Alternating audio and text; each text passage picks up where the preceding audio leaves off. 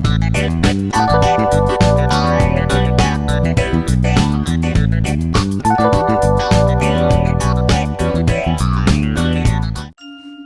Pips, selamat datang di podcast perdana kita, Podcast Sudut Ucup. Di sini, kita akan ngebahas sesuatu hal yang akan bikin bulu kuduk kalian merinding. Tentang apa? Bayangan digital dari sisi gelap internet. Nah, seperti yang kita tahu bahwa saat ini adalah eranya digitalisasi, di mana teknologi sangat berkembang pesat dan juga eksis dimanapun itu, termasuk di kalangan mahasiswa, yang mana mereka seringkali membrowsing di Google ataupun sosmed.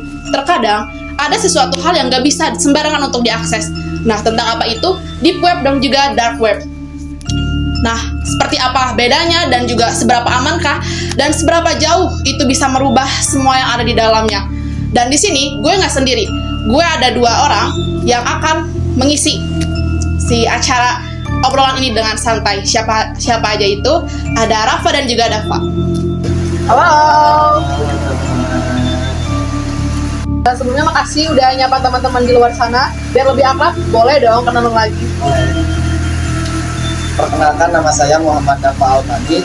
Di sini saya tidak sendirian, ditemani juga oleh teman saya. Boleh kenalan? Halo teman-teman, sebelumnya kenalin nama aku Muhammad Dava Almani, dan sebelumnya juga aku mau ucapin terima kasih kepada Lithia dan tim podcast Sudut Ucup yang sudah mengundang kami berdua buat ngobrol bareng seputar Dark Web. Ya, terima kasih. Nah teman-teman, biar tidak penasaran, dengerin cerita ini sampai habis. Oke, makasih ya untuk perkenalannya. Ngomong-ngomong, internet itu cukup pesat banget ya perkembangannya, sampai-sampai ada situs-situs yang segelap itu dan bener-bener limited gitu ya buat diaksesnya. Kira-kira itu kayak gimana sih, dan menurut kalian akibat dari web tersebut tuh kayak gimana? Boleh dong diceritain? Nah itu tuh real banget guys, dimana orang yang penasarannya begitu mendalam tentang media gitu, itu bakal mengorek-ngorek terus sampai ke akar-akarnya gitu guys.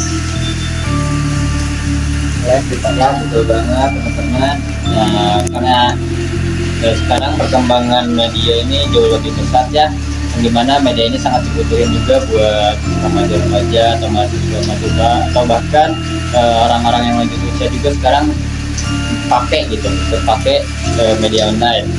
Nah, di media online ini juga nggak cuma tentang hal-hal baiknya bisa dibilang, ada juga hal-hal buruknya teman-teman.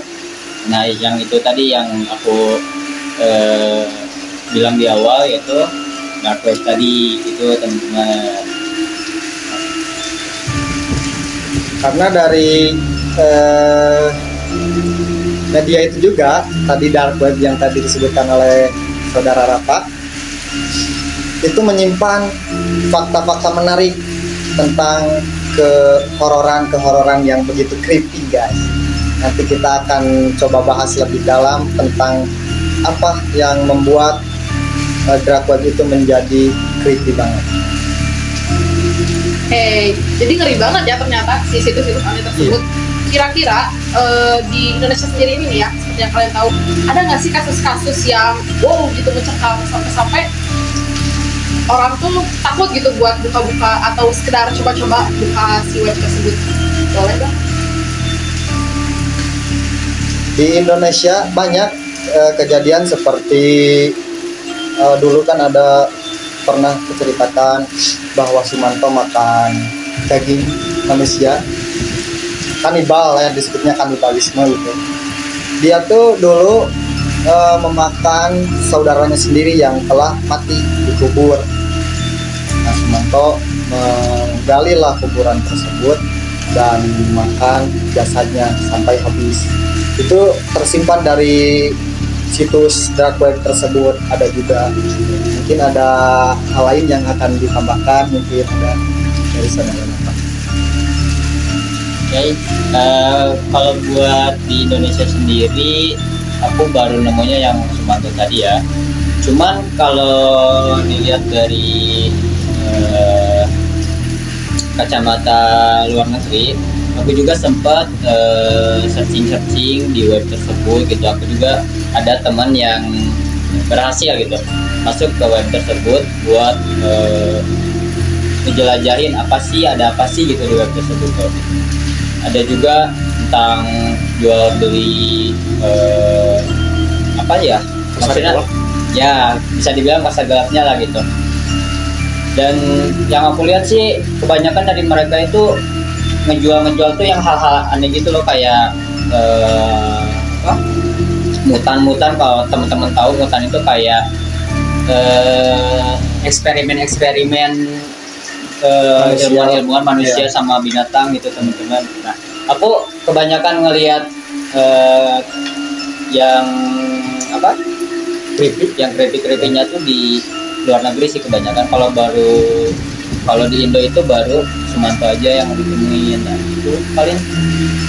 Saya juga ada pengalaman, pernah lihat dari dari YouTube, ada salah satu YouTuber, dia tuh memesan salah satu perempuan gitu. Nah, perempuan tersebut dibelilah oleh si YouTuber itu, dan ketika datang dan ketika hadir suatu kotak besar, ketika dibuka si manusianya tuh aneh.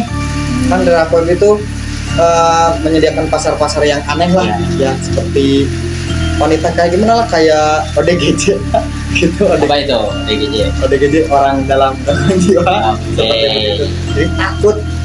Nah, ketika malam jam 2 malam, YouTuber tersebut diganggu oleh wanita tadi, karena wanita tadi kalau dibilang ada gangguan lah. Kejam banget guys. Dalam situs tersebut manusia dijual, harusnya kan diobati atau manusia kan ya manusia, jangan dijual seperti begitu, harusnya dirawat gitu guys. Oh, cukup dalam ya pembahasannya, ngeri banget ya. Tapi gimana sih caranya kita bisa nemuin gitu si situs-situs di web tersebut? Bisa dijelasin? Kalau untuk memasuki website tersebut cukup rumit ya, karena tidak semua situs bisa dimasuki karena ada verifikasi gitu ya, keamanannya tersendiri. Ya begitulah, mungkin saya kurang paham dari cara masuk ke dalam web tersebut, mungkin dari saudara Rafa tahu.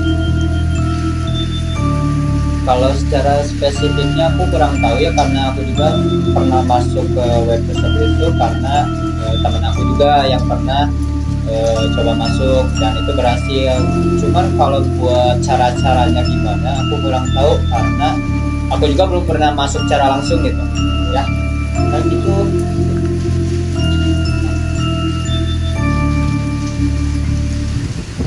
Oh, berarti meskipun ada teknologi yang canggih buat menjaga kerahasiaan data atau segala macam, pada akhirnya ya kesalahan manusia sendiri itulah gitu yang menyebabkan kerusakan atau kelumpuhan gitu terhadap si dark web tersebut. Oke, kita udah sampai juga ya di penghujung acara podcast segmen kali ini. Nah, untuk sebelum penutup nih, kira-kira Rafa dan Dava punya nggak sih saran dan pesan gitu untuk semua teman-teman biar lebih aware gitu untuk buka sesuatu kayak situs ataupun hal semacamnya? Mungkin saran yang saya tadi sudah sampaikan sebelumnya itu kan banyak ya, saya menghimbau hati-hati untuk tidak memencet link, karena bahaya, karena kita tidak tahu siapa yang mengirimnya gitu. Terus dihimbau juga kepada orang tua, anak kecil, bagi yang memakai WA atau Facebook biasanya banyak link-link yang tersebar. Asal pencet terjebak. Ya, mungkin dari Rafa ada saran. Kurang lebih sama ya teman-teman apa yang sudah ada sampai tadi. Lebih hati-hati lagi buat memilah dan memilih link yang dikirim oleh orang asing. Dan udah banyak kejadian ke orang tua yang ngirim link tersebut itu main asal pencet aja. Nah teman-teman di luar sana yang ngelihat cerita kami di sini, lebih diperhatiin lagi ya orang tuanya supaya gak main asal pencet link yang dikasih sama orang asing. Itu paling ya. Terima kasih. Oke, saran dan pesan yang cukup baik dan apa ya? Bisa lah diterapin sama kalian-kalian semua. Awas ya, jangan coba-coba untuk buka hal-hal yang dirasa cukup aneh untuk kalian. Oke, segmen untuk episode kali ini cukup sampai di sini. Aku ucapin terima kasih kepada dua narasumber yang keren ini karena bisa meluangkan waktunya untuk ngobrol-ngobrol santai dengan aku.